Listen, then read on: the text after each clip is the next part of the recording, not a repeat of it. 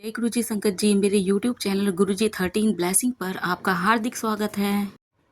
जय गुरु जी, शुक्राना गुरु जी, आप सभी साथ संगत जी को जय गुरु जी आप सभी पर मेहर बनाए रखें, सर्वदा भला सर्वदा भला।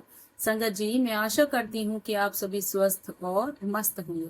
संगत जी, जैसे कि मैं आपके साथ में डेली गुरु जी की पावन पुस्तक दिव्य आभा के सत्संग शेयर कर रही हूँ, आज उसी कड़ी को आगे बढ़ाते हुए आज का जो सत्संग है वह है नवीन और मीनू शर्मा आंटी जी का, जो कि दिल्ली के निवासी हैं। अंकल जी यहाँ लिखते हैं कि उनका जो बेटा था वह बीमार था, उसको फिट्स आते थे, दौरे पड़ते थे। और जब उन बच्चे को दौरे पड़ते थे तो माता पिता, आप सभी जानते हैं, परेशान हो जाते हैं। छोटा बच्चा है, फिट्स पड़ने लग जाए, घर में किसी को इस तरह की कोई परेशानी ना हो और सडनली छोटे बच्चे को इस तरह की परेशानी हो जाए, माता पिता परेशान हो जाते हैं। माता पिता यहाँ परेशान थे और किस तरीके से जब वह गुरुजी से जुड़े, गुरुजी ने कैसे उनको उस परेशानी से बाहर निकाला, उसी का अंकल जी ने यहाँ पर वर्णन किया, जो बहुत ही मार्मिक और मन को झंझोड़ने वाला सत्संग है कि एक माता पिता पर का क्या बीतती होगी कि जब उनका बच्चा वो दौरे की अवस्था में परेशान होकर तड़पता होगा। संगत जी, हम सिर्फ उस चीज को जी तो नहीं सकते कि कभी किसी के साथ इस तरह की कोई घटना ना हो, लेकिन हम उनकी तकलीफ को महसूस जरूर कर सकते हैं कि किस तरीके से एक माता पिता पीड़ित रहे होंगे, परेशान रहे होंगे, बच्चा किस तरीके से तड़पता होगा, छोटा बच्चा, और माता पिता के मन में क्या क्या उसको लेकर विचार आते होंगे, वो तो हम समझ नहीं पाते। जब गुरु जी से जुड़े तो गुरु जी ने कैसे उनका उस बच्चे का उपचार किया, उसी का वर्णन किया गया है। और सत्संग शुरू करने से पहले हम गुरु जी का मंत्र जाप करेंगे, जैसे हम डेली करते हैं। आइए संगत जी, हम सब मिलकर गुरु जी का मंत्र जाप करें। ओम नमः शिवाय, शिव जी सदा सहाय। ओम नमः शिवाय, गुरु जी सदा सहाय। ओम नमः शिवाय, शिव जी सदा सहाय। ओम नमः शिवाय, गुरु जी सदा सहाय। जय गुरु जी, शुक्राना गुरु जी, जय जय गुरु जी। अपनी मेहर बनाए रखना मेरे प्रभु। जय गुरु जी, शुक्राना गुरु जी। अंकल जी लिखते हैं, जन्म दिवस पर उपहार। यह लिखते हुए मेरे नेत्र जल प्रभा से धूमिल हो रहे हैं। मेरा पुत्र शांतनु जानना चाहता है कि मुझे अपने कार्यालय का कार्य समाप्त करने में कितना समय और लगेगा। उस बेचारे को तो यह भी ज्ञात नहीं है कि मैं जो कार्य कर रहा हूँ वह उससे ही संबंधित है। यह लेख 2001 में, जब वह मात्र 3.5 वर्ष का था और उसे दौरे पड़ते थे, और उसके पश्चात उसके स्वस्थ होने का आख्यान है। चिकित्सकों ने सोचा कि उसके रोग का कारण अंधेरे के भय से है और उस पर उन्होंने कुछ और विचार करना समय का दुरुपयोग समझा। किंतु दिसंबर 2001 और जनवरी 2002 की अवधि में उसे 2 और दौरे पड़े। स्नायु विशेषज्ञों ने अनेक परीक्षण करे और निर्णय लिया कि उसे किसी प्रकार का मिर्गी का दौरा या मिर्गी का रोग हुआ है। तुरंत उसकी चिकित्सा आरंभ हो गई, किंतु औषधियां लेते हुए वह सदा खोया खोया और भयभीत सा लगता था। जय गुरु जी। यहाँ अंकल जी देखिए पीड़ा में है कितनी, और उन्होंने लिखा है कि जब वो ये लेख लिख रहे हैं, जब उन्होंने अपना संस्मरण बताया, तो कहते हैं कि उनके आंखों से आंसू की धारा बह रही है। वो उनका बेटा उनसे पूछ रहा है कि वो जो कार्य कर रहे हैं, जो लेख लिख रहे हैं, उसमें कितना समय लगेगा। तो उनके पिता यहाँ पर लिख रहे हैं कि जो लेख लिख रहे हैं ना, वो उसी के लिए, उसी के ऊपर लिखा जा रहा है कि वह बेचारा 2.5 वर्ष का बच्चा, यहाँ बोल रहे 3.5 साल का बच्चा है वो, उसकी आयु जब थी, और उसको फेट्स पड़ते थे। डॉक्टरों को जब दिखाया गया तो डॉक्टरों ने बोला कि उसको शायद अंधेरे से डर लगता है। छोटे बच्चे हैं, छोटे बच्चे अमूमन जो है, मोस्टली जो है, वो अंधेरे से डरते हैं। तो यहाँ पर डॉक्टरों ने भी अंकल जी को यही बता दिया कि वो अंधेरे से डरता है और ध्यान नहीं दिया। लेकिन जब 2001 और 2 के बीच की जो अवधि रही, दिसंबर 2001 से लेकर और जनवरी 2002 की अवधि के बीच उस बच्चे को 2 बार दौरे पड़ गए। जब 2 बार दौरे पड़े तो वो ये कोई इग्नोर करने वाली बात नहीं थी, सोचनीय बात थी। उन्होंने अपने बच्चे को तुरंत डॉक्टर के पास ले जाया गया और उनका बच्चे का ट्रीटमेंट शुरू हुआ। स्नायु विशेषज्ञ के पास ले जाया गया, न्यूरोलॉजी के पास ले जाया गया कि जो न्यूरो सर्जन होते हैं मोस्टली, जैसे किसी के सर में दर्द होना, चक्कर आना, इस तरह की संभावना जो होती है, नसों से रिलेटेड जो होती है, वहां ले जाया गया। बच्चे का परीक्षण कराया गया और निर्णय लिया गया कि इसको क्या है, अंधेरे से डर नहीं है, इसको मिर्गी के दौरे पड़ते हैं, फैक्ट्स पड़ते हैं इसको। उसकी औषधियां लिखी गई, औषधियां देते रहे माता पिता समय से। जब औषधियां दी जा रही थी तो बच्चा खोया खोया सा रहता था और डरा डरा भी रहता था, कब क्या हो जाए नहीं जानता था। 3.5 साल का बच्चा कितना बड़ा होता है संगत, छोटा सा बच्चा होता है। फिर जुलाई 2001, यहाँ कहते हैं फिर 7 जुलाई 2001 की बात बताते हैं वो। गुरुजी के जन्म दिवस पर हम उनके दर्शन करने के लिए वहां पर गए और हमें पहली बार गुरुजी के दर्शन करने का सौभाग्य प्राप्त हुआ।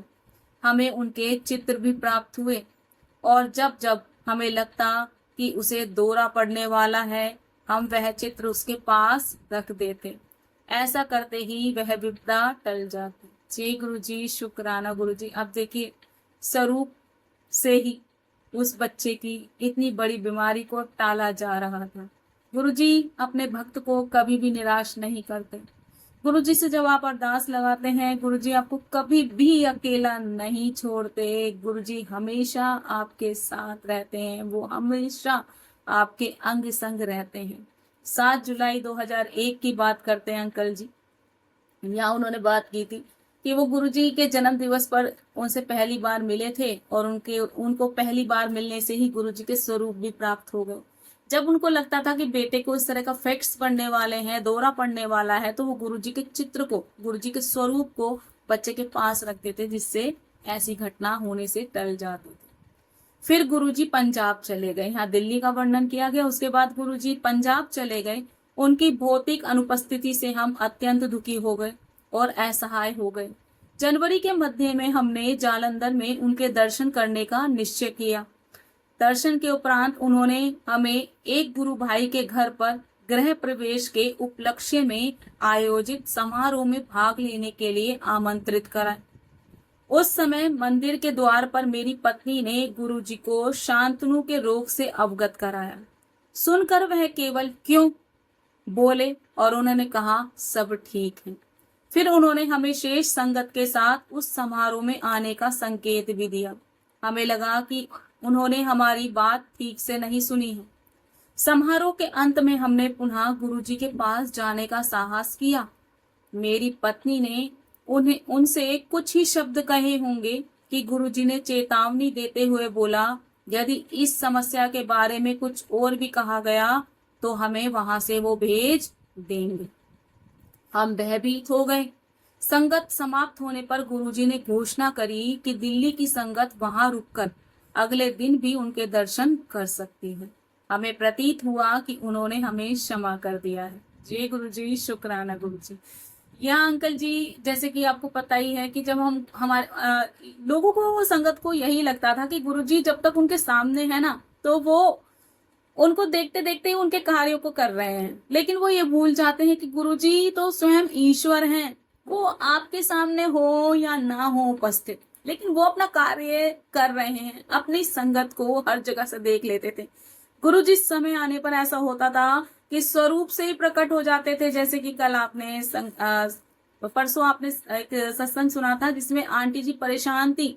उनके घर के आगे जो चित्र बनाए गए थे, हाथ छापे गए थे नरेंद्र अंकल जी के घर के आगे, और आंटी जी ने उनको साफ कर दिया था अपने हाथों से।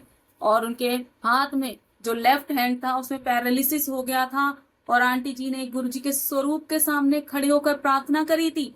गुरुजी स्वरूप से साक्षात प्रकट हो गए थे। लेकिन संगत ये भूल जाती है कि गुरुजी हर जगह विद्यमान है। जरूरी नहीं है कि वो भौतिक रूप में ही आपके साथ हो। तो यहाँ पर अंकल जी ने यहाँ पर वैसा ही महसूस किया कि गुरुजी तो अब पंजाब चले गए और अब तो हमारे सामने वो फिजिकल रूप में है ही नहीं। वो तो पंजाब चले गए, भौतिक रूप में हमारे साथ है नहीं, हम तो असहाय हो गए, हमें दिखाई नहीं दे रहे गुरुजी। अंकल जी कहते हैं कि फिर एक जालंधर में एक समारोह हुआ और उन्होंने वहां पर गुरुजी के दर्शन करने का निश्चय कर लिया कि वो जालंधर में गुरुजी के संगत में जाएंगे। वहां पर एक आयोजन होना था, गुरुजी ने अंकल जी को इनविटेशन दे दिया वहां रुकने का। जब वो रुके उस आयोजन में, तब आंटी जी ने जो था आगे बढ़कर, मीनू शर्मा आंटी जी का नाम है ना, तो मीनू शर्मा आंटी जी ने आगे बढ़कर गुरुजी से अपने बेटे के बारे में बताया कि उसको फिट्स पड़ते हैं। तो गुरुजी ने क्यों बोला, क्यों, कुछ नहीं है, ऐसे करके उनको वो कर दिया। आगे अंकल और आंटी जी को लगा शायद उन्होंने, गुरुजी ने हमारी बात तो सुनी नहीं। अब क्या हुआ, संगत खत्म हुई, समारोह जब खत्म हुआ तो अंकल और आंटी ने आगे बढ़कर फिर अपनी परेशानी बताने की कोशिश करी। जब उन्होंने अपनी परेशानी दोबारा रिपीट की गुरुजी को, तो गुरुजी ने कहा कि अगर उन्होंने ऐसा किया तो वो यहाँ से जो है उनको यहाँ से भेज देंगे, मतलब वहां से वापिस भेज देंगे, चले जाओ यहाँ से, क्योंकि जो कर्म है वो हमें भोगने ही पड़ेंगे। गुरुजी चुटकी बजाते के साथ ही, एक नजर देखने के साथ ही आपके कर्मों को स्वाहा कर सकते हैं। लेकिन जो उनको पता है कि अगर वो इस जन्म में हमने नहीं भोगे कर्म, तो हमें अगले जन्म में वही कर्म डबल होकर मिलेंगे, इसलिए वो हमारे 10% कर्म जो है छोड़ देते हैं संगत जी। कभी आपने सोचा है, गुरुजी कहा करते थे 90% तुम्हारे कर्म मैं अपने ऊपर ले रहा हूं, लेकिन 10% तुम्हें भोगने ही पड़ेंगे। क्योंकि अगर हम वो 10% भी अगर हमारे गुरुजी अपने ऊपर ले लेंगे, तो हमें अगले जन्म में जब भी हमें कोई भी जन्म प्राप्त हो, कोई भी योनि प्राप्त हो, हमें वो कर्म डबल होकर मिलेंगे ही मिलेंगे, इसलिए वो हमें भोगने ही हैं। यहाँ पर वो चीज भूल जाते हैं। और गुरुजी इनडायरेक्टली बोलते कम थे, लेकिन इनडायरेक्टली बहुत सारी चीजें कर जाते थे संगत जी। जय गुरुजी, शुक्राना गुरुजी। अब अंकल जी को बोला कि वो उनको यहाँ से भेज देंगे। अब अंकल जी और आंटी जी डर गए कि संगत से हमें वापस कर देंगे, हमारी समस्या का तो समाधान हुआ ही नहीं। अब क्या हुआ, गुरुजी जब थोड़ी सी देर बाद में एक अनाउंसमेंट हुई, घोषणा हुई, उसमें कहा गया कि जो दिल्ली की संगत है वो रुक जाए, वो अगले दिन भी गुरुजी के दर्शन करेगी, बाकी संगत जा सकती है। तो उनको थोड़ी तसल्ली हुई कि गुरुजी ने हमें क्षमा कर दिया है और हमें नेक्स्ट डे भी गुरुजी के दर्शन करने को मिलेंगे, उनका सानिध्य प्राप्त करने को मिलेगा।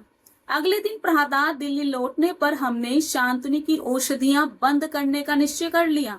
मेरे भाई जो उसके स्नायु विशेषज्ञ और चिकित्सक, मनोचिकित्सक और उसकी स्त्री रोग विशेषज्ञ पत्नी की राय के विरुद्ध हमने यह सब गुरुजी पर छोड़ दिया। कहते हैं नेक्स्ट डे जब वो जालंधर से दिल्ली आए, तो अंकल और आंटी ने ये डिसाइड कर लिया कि वो अपने बच्चे को अब वह मेडिसिन नहीं देंगे, क्योंकि बच्चा मेडिसिन खाने के कारण खोया खोया रहता था, डरा डरा रहता था। अब उन्होंने डिसाइड कर लिया कि हम मेडिसिन नहीं देंगे और सब गुरुजी पर छोड़ दिया। जबकि उनके भाई और उनकी जो भाई की वाइफ थी, वो दोनों ही डॉक्टर थे। जो उनके भाई थे वो न्यूरोलॉजिस्ट थे, स्नायु विशेषज्ञ थे, और उनकी जो पत्नी थी वो स्त्री रोग विशेषज्ञ थी। वो गायना डिपार्टमेंट से बिलोंग, मतलब गायनोलॉजिस्ट थी और वो न्यूरोलॉजिस्ट थे। कहते दोनों की बात को अनसुनी करके उनके विरुद्ध में जाकर उन्होंने वह बच्चे की मेडिसिन बंद कर दी और सब कुछ गुरुजी पर छोड़ दिया। जय गुरुजी, शुक्राना गुरुजी। यहाँ से समर्पण स्टार्ट होता है। शांतनु ने भी अपनी भूमिका निभाई, बच्चे ने भी पूरा साथ दिया माता पिता का। उस समय तक वह 4 वर्ष का हो गया था, 3.5 साल का था, वो 4 साल का हो गया बच्चा। वह गुरुजी के सामने, उनके चित्र के सामने बैठकर गुरुजी से विनती करता था, मुझे ठीक कर दो। बच्चा छोटा था और जैसे आप संस्कार देंगे ना बच्चे को, वैसे ही वो करेगा। अब 4 साल का बच्चा गुरुजी के स्वरूप के सामने बैठकर उनसे अरदास करता था कि मुझे ठीक कर दो। और गुरुजी कैसे छोड़ सकते हैं, बड़े तो बड़े, बच्चों को कैसे छोड़ेंगे, बच्चे तो खुद ही भगवान का रूप होते हैं संगत जी। गुरुजी ने उस अबोध की निष्कपट प्रार्थना सुनी और उसे स्वस्थ कर दिया। उनकी कृपा से शांतनु को फिर कभी मिर्गी के दौरे नहीं पड़े और अपनी 8.5 वर्ष की आयु में वह जितना नटखट होना चाहिए वह उतना ही है। मेरी आंखों से फिर आंसू धारा प्रवाहित हो रही है। अंकल जी लिखते लिखते रो रहे हैं और लिखने के बाद भी जब वो स्वस्थ हो गया बच्चा तो वो रो रहे हैं। समझ सुन के तो मेरी भी आंखों में आंसू आ गए कि छोटा बच्चा 3.5 साल का, उसने कैसे कष्ट सही होंगे। और जब छोटा बच्चा गुरुजी से अरदास कर रहा है स्वरूप के सामने बैठकर कि मुझे ठीक कर दो, तो गुरुजी कैसे नहीं सुनेंगे अपनी भक्ति की पुकार। मैं ही खुद सुन पढ़कर उसको भाव विभोर हो गई। और यहाँ तो अंकल आंटी जी ने वो समा जिया है संगत जी। सॉरी संगत जी, हो जाता है मेरे साथ, मैं भाव विभोर हो जाती हूँ जब इस तरह की चीजें पढ़ लेती हूँ। तो यहाँ पर कि किस तरीके से उस छोटे बच्चे ने वो समय जिया और साथ में माता पिता ने समय जिया, बहुत ही सोचनीय है। संगत जी, मैं आज अपनी वाणी को यही विराम दूंगी। जय गुरु जी, शुक्राना गुरु जी। गुरु जी सब पर मेहर बनाए रखना मेरे प्रभु, सब पर मेहर बनाए रखना। जो रास्ते से भटक गए हैं उनको सही रास्ता दिखाना। गुरु जी सब पर मेहर करना, सब पर अपनी कृपा ऐसे ही बरसाए रखना। जय गुरु जी, शुक्राना गुरु जी। जय जय गुरु जी, जय जय गुरु जी।